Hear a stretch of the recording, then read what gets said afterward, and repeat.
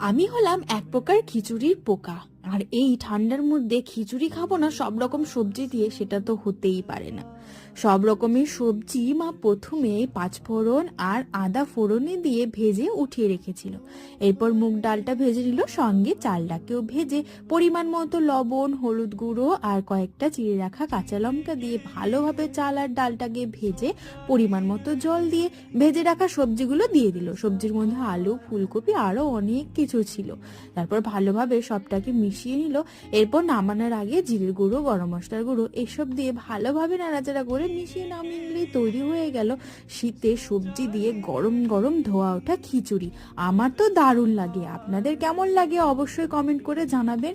ওপর দিয়ে ঘি ছড়িয়ে নিয়ে তারপর খিচুড়িটাকে আমি সুন্দরভাবে উপভোগ করছিলাম রোদে বসে বসে। সঙ্গে ছিল বেগুন ভাজা আর পাঁপড় ভাজা।